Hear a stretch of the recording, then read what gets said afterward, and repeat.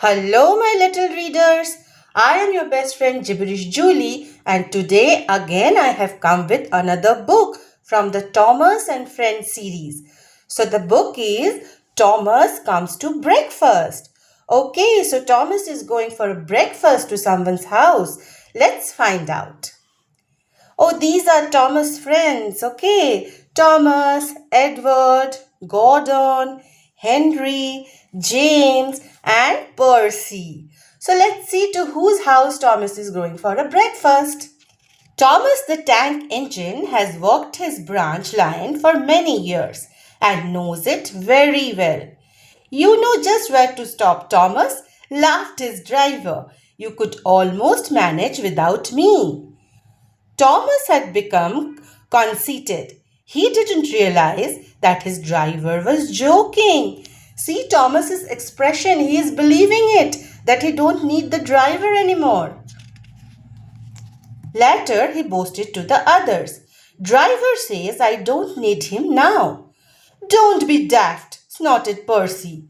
I'll never go without my driver, said Toby earnestly. I'll be frightened. Phew, boasted Thomas. I am not scared. You would never dare, said the other engines. I would then, boasted Thomas. You will see. All of them are warning him not to do this, but Thomas is saying, I'll dare to do this.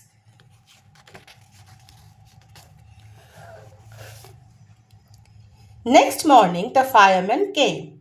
Thomas drowsed comfortably in the shed as the warmth spread through the boiler.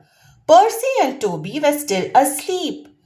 Thomas opened his eyes and then he suddenly remembered. Silly stick in the muds, he chuckled. I'll show them. Driver hasn't come yet, so here goes. He cautiously tried one piston, then the other. They are moving, he whispered.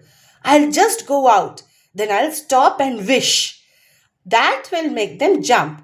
Very, very quietly, he headed past the door. So he is going to do something which he shouldn't do.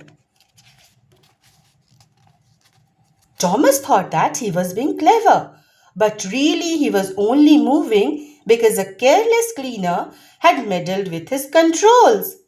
He soon found out his mistake. He tried to wish, but he couldn't. He tried to stop, but he couldn't. He just kept rolling along. See, he is already in a mess. The buffers will stop me, he thought hopefully. But the sliding had no buffers. Thomas' wheel left the rails and crunched the tarmac. There was the station master's house. Thomas didn't dare to look at what was coming next. The station master and his family were about to have breakfast. Horrors! Cried Thomas and shut his eyes. There was a crash. The house rocked and broken glass tinkled. Plaster peppered the plates. Oh my God, the station master's breakfast is all ruined due to Thomas. Thomas has collected a bush on his travel. He peered anxiously into the room.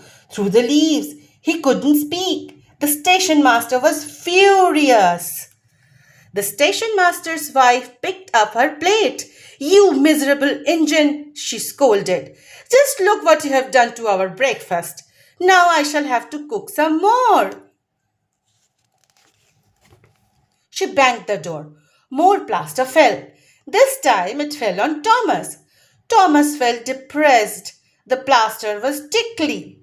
He wanted to sneeze, but he didn't dare in case the house fell on him. Nobody came for a long time. Everyone was much too busy. Oh my God, look at Thomas's face. It's all full of plaster and twigs and leaves. At last, workmen propped up the house with strong poles and laid rail through the garden. Donald and Douglas arrived. Dinner, fash yourself, Thomas. We'll soon hay ya back on the rails, they laughed. Puffing hard, the twins managed to haul Thomas back to safety. Bits of fencing, the bush, and the broken window frame festooned Thomas' front, which was badly twisted. He looked very funny. The twigs laughed and left him. Thomas was in disgrace, but there was worse to come. "You are a very naughty engine," came a voice. "I know, sir," said Thomas. "I'm sorry, sir." Thomas's voice was muffled behind the bush. "You must go to the works and have your front end mended. It will be a long job," said the fat controller. "Yes, sir," faltered Thomas. "Meanwhile, a diesel rail car called Daisy will do your work." So Daisy is going to take Thomas's place. Diesel, sir, Daisy, sir," Thomas spluttered.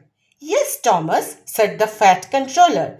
"Diesels always stay in the shed till they are wanted.